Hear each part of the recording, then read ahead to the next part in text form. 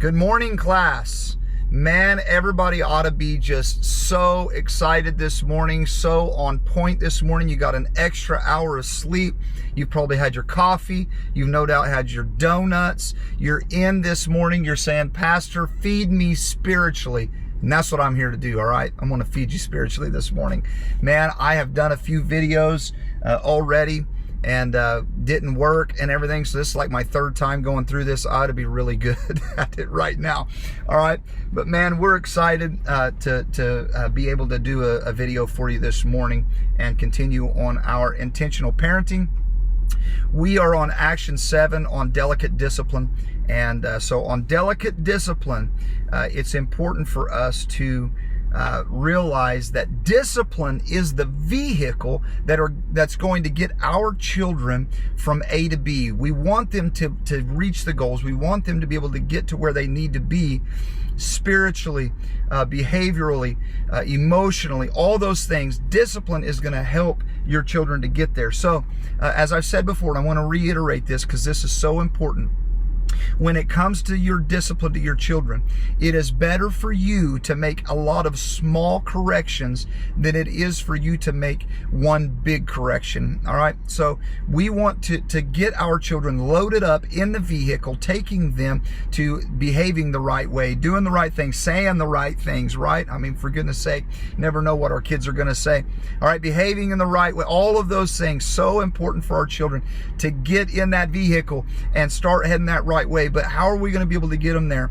We have to make a lot of little corrections. All right, here's my steering wheel. I'm driving and I'm making a lot of little corrections instead of making one big correction every month. That is very dangerous. You could be in the ditch with them. You could be on the other side of the road. It's dangerous for you. All of a sudden, other parents start pulling back away from you because it's dangerous for their children whenever your kid begins to act in a way and begins to head in the wrong direction. So get them loaded up in the vehicle of discipline and make those small corrections as needed, and you will be able to get them to the place where you need to be, all right, or where they need to be rather.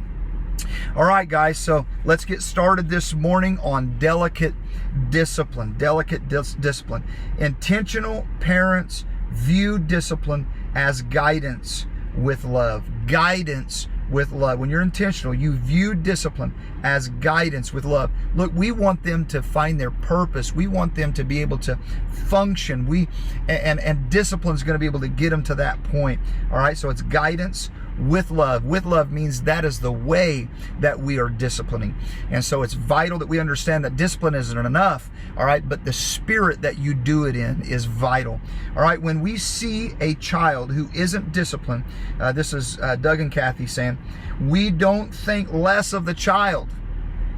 Actually, our immediate response is often compassion for the child. Compassion for the child, not for the parent. We feel sorry because the lack of discipline often points back to an absent parent or even an unloving parent. So, you know, when we see here's just a little information that's going to be helpful to you guys. All right. So when you have a child that's going nuts in church, that's misbehaving in church, that's, you know, other people and myself, we're not looking at that child and saying, oh man, what a horrible child. We're looking and saying, where are the parents? All right, you guys have done this. When you go to Walmart and you got that child in aisle number 3, it's a toy aisle, and he's just laying on his back, you know, like Dad says, like a cockroach, you know, all limbs are flailing all about. All right, you're not looking at that child and saying, oh my word, you know, this is just such a you're looking at that parent saying, what are you doing? All right, like you need to step up and step in and do something about this. All right, so this is what they're talking about. Discipline is a sign of love. Discipline is a sign of love. You can't fully love your child if you don't provide discipline. Love and discipline go together. Both are acts of genuine care and concern. The way that you discipline is even more important than the discipline. You can hurt your child if you discipline in the wrong way. All right, so with love, all right, so we see this is a biblical principle. God's discipline to who he loves is what we find in Hebrews 12 verses 6 and 8, in Proverbs 3, 11 and 12. We find that whom the Lord loves, he corrects, he disciplines, all right? He chastens. So vital for us to understand that if we really love our children, we will discipline our children. Somebody who does not discipline their children don't love them.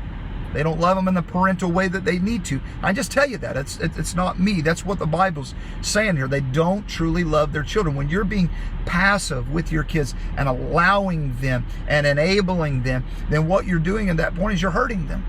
That's not what a parent does. That's not what true love does. True love is going to discipline them and get them into the place that they need to be able to grow with the Lord. We don't delight in discipline. Rather, we discipline those in whom we delight. That's good. We don't love discipline. All right, we discipline out of love. I love this.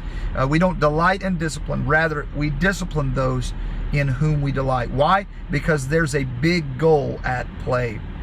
Proverbs 39:15 says that if to discipline a child produces wisdom. In other words, that's the goal. Like, we're trying to reach discipline. We're trying to get there. And the way that we get there is, wisdom. And the way that we reach that goal is we reach it by showing discipline, all right, or by disciplining them. And it helps to be able to reach the place that they need to be. Intentional parents discipline because they want their children to grow up to be wise, competent, and thoughtful adults who possess the ability to make good decisions. These parents understand the long-term connection between decisions and consequences. Look, you make a decision, here's the consequence to that decision. That's throughout your life. You have dealt with that as an adult throughout your life. So your children need to learn that as they continue to go throughout life. That, look, when you make a bad decision, there's a bad consequence. When you make a great decision, there's a great consequence. There's going to be value to your good one. There's also going to be consequences to your bad ones. Quick fix parents rely less on discipline and more on punishment. This is talking about your behavior in discipline. Less on discipline and more on punishment. They punish their children, often in anger, in order to stop their behavior and minimize their own inconvenience. Let's just be real here, all right? Let's just be real. Disciplining out of anger, punishing out of anger, really, is selfish, because you're really worried about yourself more than you're worried about your child. A quick fix parenting solution in discipline is disciplining out of anger, out of embarrassment. And what you're doing is you're worried about you in the moment instead of your child in the future. Whew. I hope you heard that. All right, disciplining your children out of anger, that because you're embarrassed or whatever, that is a quick fix to yourself. Something that you're desiring in the moment is selfishness. All right, but when you do it the right way and out of love and take the time to discipline, then that is looking forward to your child's future. All right, Doug and Kathy says, our personal style with discipline was to avoid shame and yelling. We weren't 100% perfect on this, but it was our goal not to humiliate our children by disciplining them in front of others. If we were in a public setting, the discipline was necessary, we would take them out of the room and away from others to talk with them. This is what it does. By taking them out and removing them, the child from the setting, it first of all gave us time to cool off and control our emotions. In addition, it reduced the shame our children would feel from others' eyes. This is a simple but powerful strategy. Very good. As advocates of children, we often beg parents not to discipline in anger. Long term, it's wounding to the child. You're hurting your child long term. Yelling over time proves to be ineffective.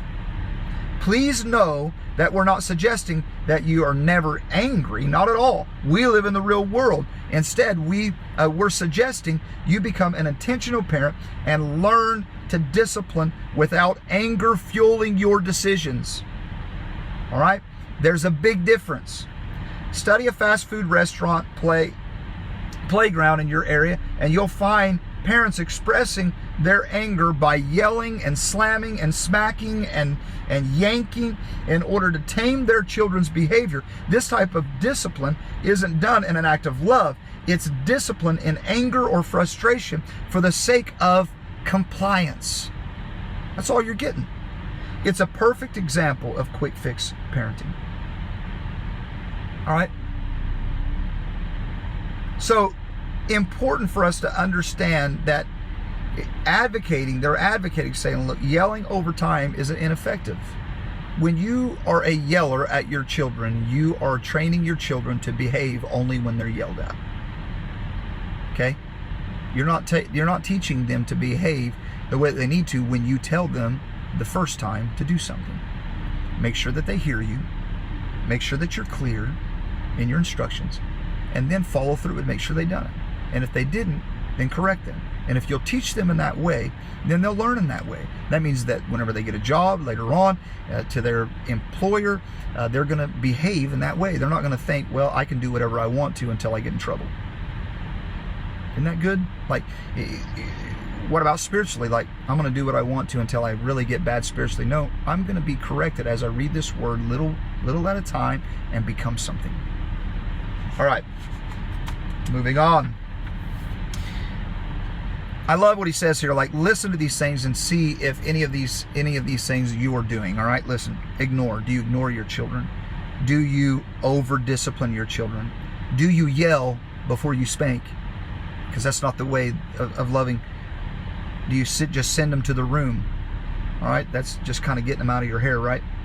And not to say that you can't do that, but then go, in there shortly after you're ready to, talk to them. But don't just get them out of your hair. All right, you're their parent. You're there to show them what they should have done in that moment. Do you excuse your children? I heard this a lot. Oh, they're tired, right? Oh, yeah, they're usually angels, but they're acting like a demon because, they didn't get the rest that they needed to. Yeah, I mean, that makes a lot of sense, right? So making excuses for our children instead of disciplining them in that moment and saying, look, you shouldn't be acting that way. All right? Are you thought through? Are you intentional about this? Do you have quick fix? Do you downplay what they've done? I mean, I've seen a lot of this, like, you downplay the wrong that they've done, and you're kind of in their corner saying, well, he's done this because of this and this. Defending and deflecting can also be a parenting style as well, right? All right. Do you have extreme consequences? I can tell you right now that if any of you are beating on your children I hear about, I'm going to turn you in. All right. It's just, bar none, you should never overcorrect your children and have extreme consequences. It's abuse.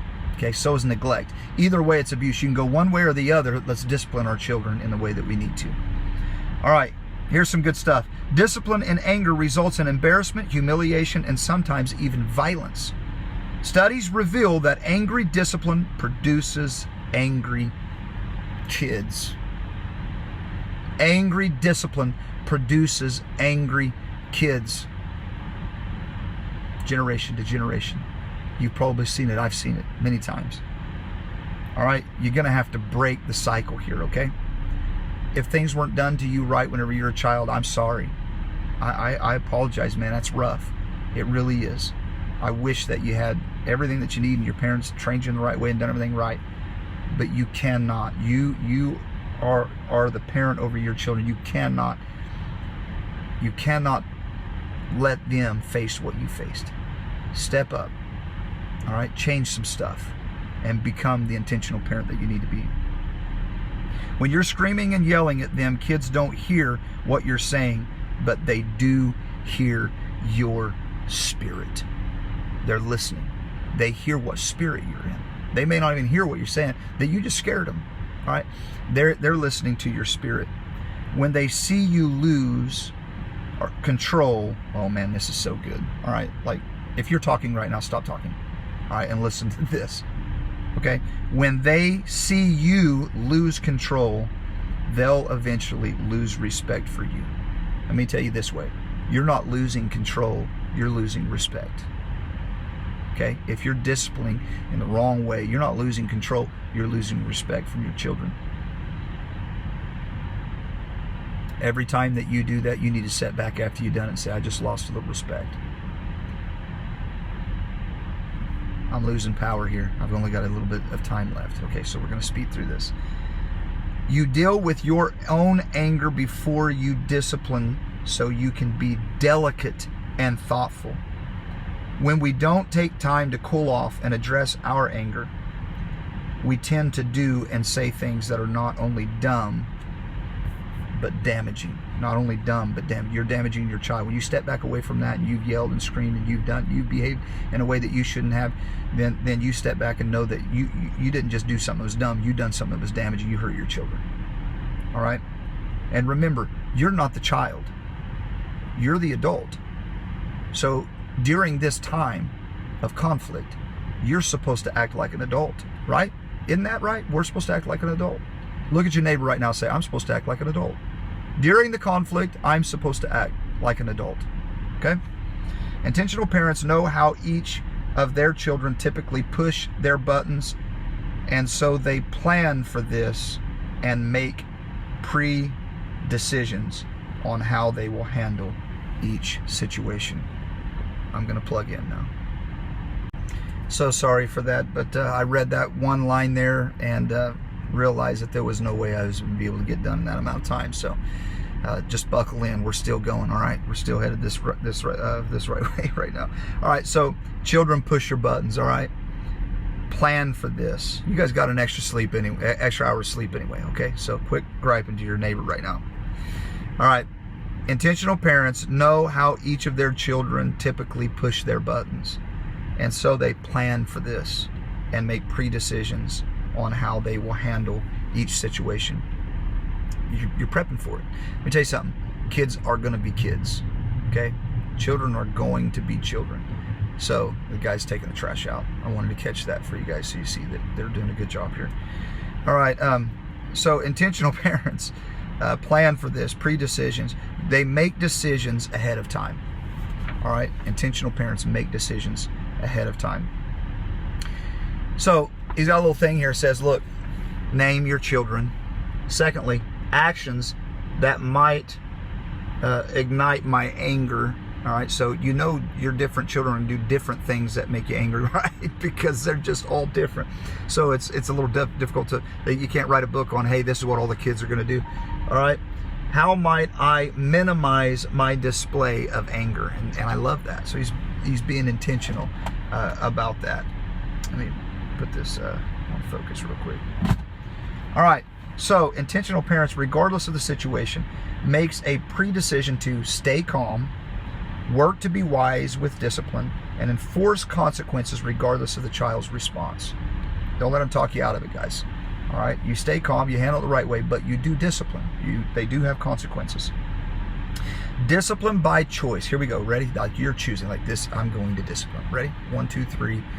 Here we go. I'm going to discipline. How's it going to look? Number 1, a fair consequence. You guys, if you're taking notes, write this down. This is so good. Number 1, a fair consequence. Number 2, clearly communicated ahead of time. Number 3, connected to the offense. So first of all, fair consequences, not too harsh and not too light. All right. So I do some teaching. Some of you guys have heard of the red hot stove, you know, like disciplining according to the red hot stove.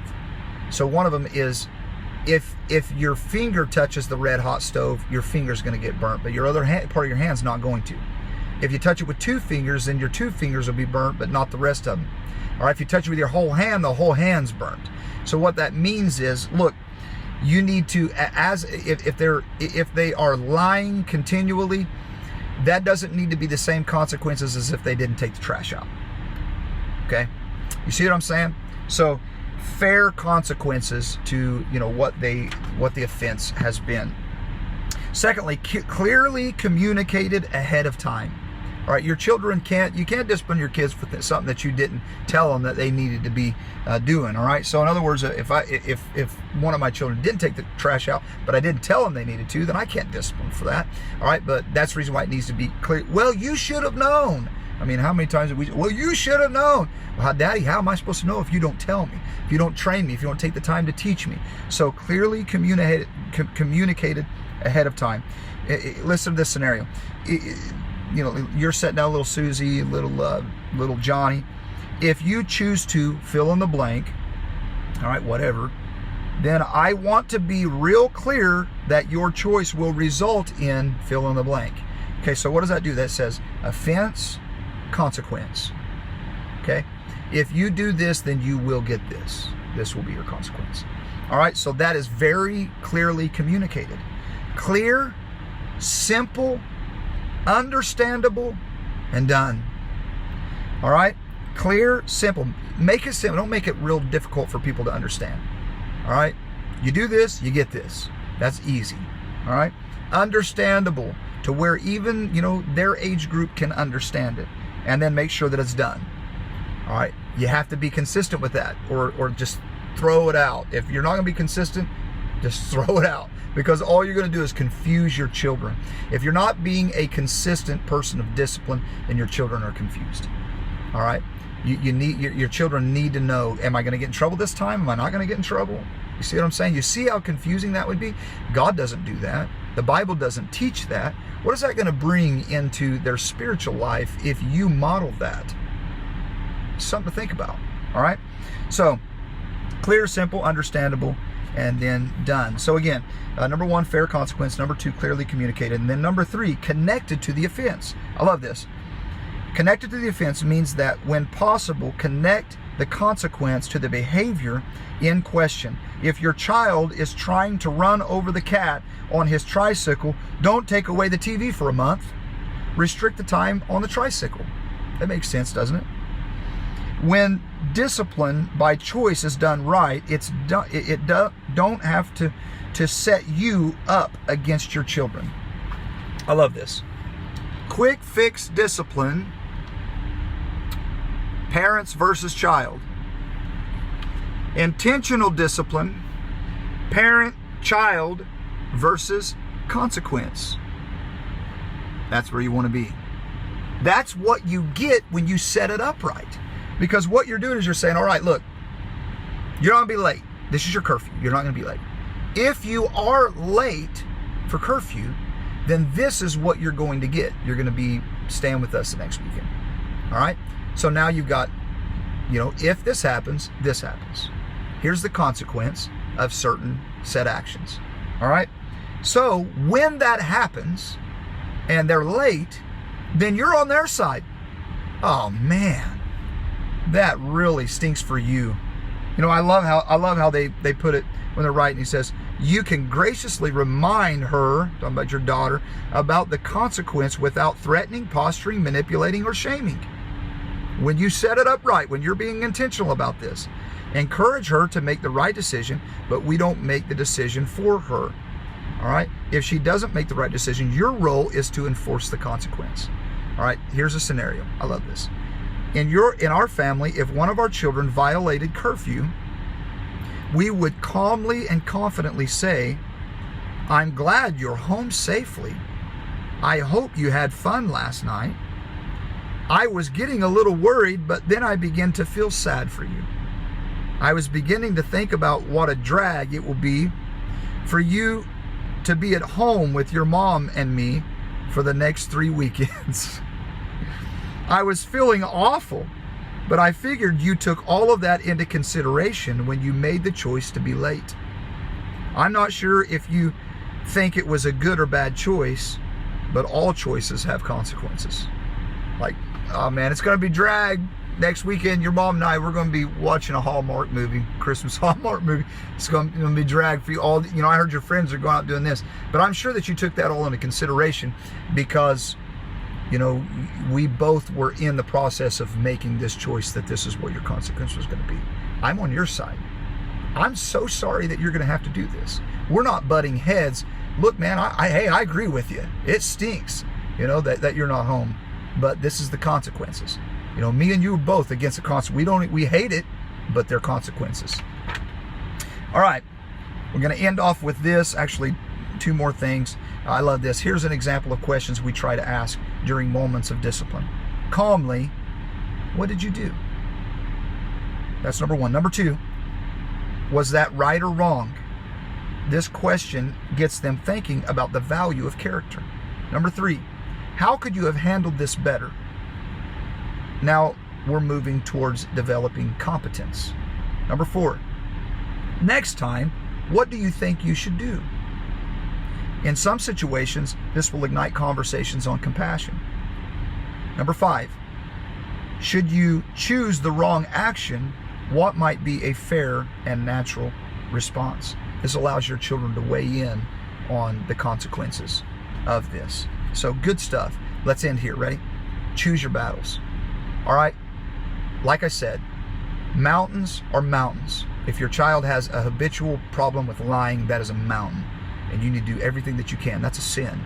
All right. That you need to do everything that you can. Get on that mountain and fight for it with your life. All right. Taking out the trash isn't a mountain. Don't make it a mountain. It's a molehill. All right. Don't treat things that aren't sin and things that aren't like they are. All right. But you do need to have consequences for that, because that is developing their character. All right. Number two, fight against peer pressure. Other parents, grandparents, worldview. Parenting for approval is wrong. Don't parent for approval. Parent because you're going to be judged by how you parent. All right. Let the child have a say in preventive maintenance and fair consequences to the rules. Can't tell you how effective that is. So effective. And last, yelling doesn't work, guys. Angry parenting creates angry children. Let's not be yellers. Stay consistent. All right, get ahead of the game. You know what buttons they're trying to push with you. Get ahead of the game. Know what the consequences are. Enforce the consequences. You're on their side. All right, you're not against them. You're both trying to build what they need to be. You're on their side. All right, guys, I love you. I appreciate you listening to me today. And let's do all that we can to be the parents that we need to be. Hey, guys, I'm going through this lesson today, just kind of thinking through it. And, just, praying and thinking through what areas of discipline and what discipline means and the purpose of it. And so I kind of felt like I needed to implement a few things maybe in my family and in our life, and wanted to share this with you because I think maybe that these are some areas that we need to think about and talk about. So, first off, the purpose, going to the scenario of, teaching our children how to sit around the table and eat and everything, so that they can go out to eat and not be a disturbance to the people that are around them and things like that. We've talked about that scenario, but another area, and there's a lot of areas that we do that in with discipline, to try to train our children to be ready for something, later on. But one area really that I think is important is their spiritual area that should be put the most priority on. And when you look at their spiritual lives, you say, well, where do we prepare them spiritually? And so as I'm trying to unpack this in my mind, just thinking this through, of course, we try to do what we can at home and everything with Hunter and with our other two that are home still. But with our youngest, he's really not spiritually mature yet. And the other two are doing pretty well, and we're, working on for sure. But I really feel like that the church, the sanctuary, and really the Sunday school and everywhere else would bring them to a place to say, this is where you're spiritual. This is where we come to meet with God this week. And so we take them to a Sunday school, and in that Sunday school, they, learn the Bible from someone else. They learn how to read a book or listen to a story and learn about Jesus. And we take them into the sanctuary and we teach them how to worship. People are raising their hands, and we're modeling that for them. We teach them, how to listen to the preacher, and teach them how to sit still and listen to the preacher. And I know that there's, kind of an age where that needs to take place and steps to that, but that's our job, is to begin to prepare them through discipline and through just training, helping them to be able to get to a place to where when the Lord knocks on their heart's door, they're ready, not only just in salvation, but in accepting the will of God and being filled with the Holy Ghost, and so many different areas of spiritual maturity that they need, but they're immature, and so they need the guidance from their parents. And it just kind of really pricked my heart as I began to think about this and pray about this, that I want my kids to be taught, and I want them to be ready for those things. And when they're spiritually immature, where are they going to learn that? And I think that that's our job. And so it kind of takes you to the question as you unpack this thought, what age is a good age for our children to step away from the quote unquote family pew? What that's what they used to call it whenever I was a kid, family pew. And I know pretty much all of our kids have done this, and Hunter's done this as well. But as I begin to think about this, is there, Hunter learning those things where he can see something in the service and look up at Dad and say, "Hey, Dad, what does this mean? What is it? What just happened in this tongues and interpretation?" For us as parents to do what God has called us to do at that point, and to be able to teach and to train our children.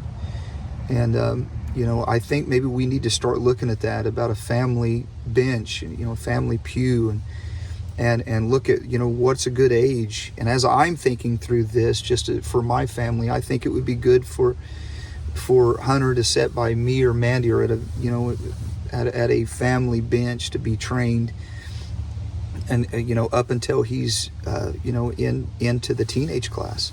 And whenever he reaches that teenage class and he's with the teen group, and hopefully by that time he'll know church etiquette, and not how to not use the bathroom too many times, and how to listen to the teacher, the preacher, and how to not be a disturbance and those things. But it's our job, and it's my job with my children, to teach them those things. And I feel like that if we're not careful, we'll lose that opportunity of being able to delicately discipline them to the place to where we're preparing them for that next area spiritually, where God's going to come and knock on their door. I want you guys to seriously think about this and pray about this, to have a place where your children go. Mandy and I were sitting in two different locations, but to have our child sitting with us, or our youngest one especially, that's not spiritually mature, to help to develop him spiritually and get him to the place where he needs to be. And so just my personal preference for my family is I would like to have that happen, to where we, as the intended spiritual leaders of our homes, are there to train our children during the preaching and during the singing and everything, up until they get into that teenage group. And so anyway, just wanted to pass what I was feeling on my heart along to you guys. And hopefully you guys can have this conversation and make some decisions for your family, that will help you be able to instruct them and prep them spiritually, and be who God's called you to be, in getting them to where they're able to answer that knock on their heart's door. So just a thought today.